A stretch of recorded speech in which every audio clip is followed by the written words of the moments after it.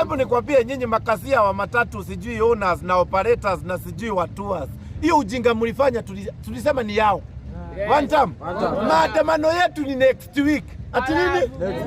Sisi hakuna kunegotiate na itakuwa leaderless. Hakuna mtu wa kucall off maandamano.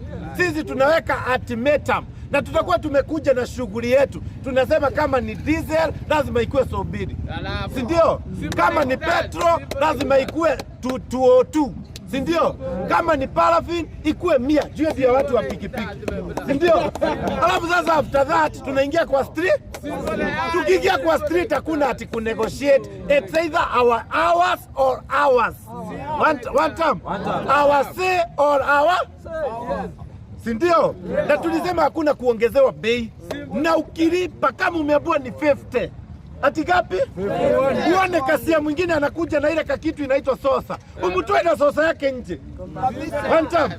Na sasa tutaanza kurekebisha vile watu wa Kenya wanabebwa kwa matatu. Kama gari ni 14 seater ibebe watu 14. We need value for our money. Ndio, si walituonyesha ni wasaliti. Sisi ndio huarumia wanaweka kasia ingine katikati. Ndio. Saa hii mtakuwa mkisema ni 100 ni 100.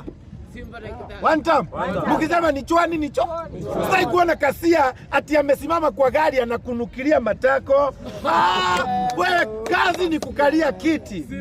One time. Sasa lazima tutilitiwe according to the constitution. Kwani sisi tuliandika katiba? Ni sisi tulisema matatu ya 14 yandikwe 14. Ni sisi tulisema ya 10 yandikwe 10. Bei nyinyi ndio mna decide. Lakini tumesema spanao isiongezewe.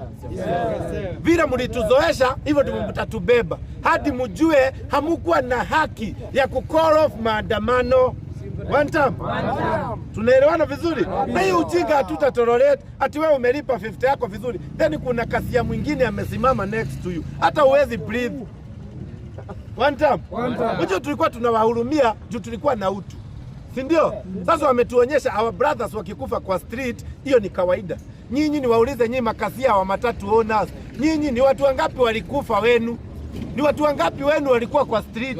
Watoto wenu wangapi waliandamana? Ndio mseme ati nyinyi mliita maandamano. Hii maandamano ni yetu. Kwanza Waluhya walikuwa wanaandamana juu ya kisiagi.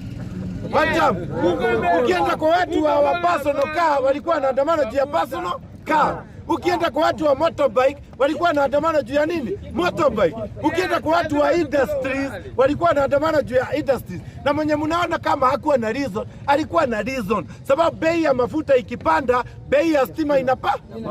Hata kama hana stima kwake, si yeye unyolewa. Hata kunyolewa ni gharama. One time.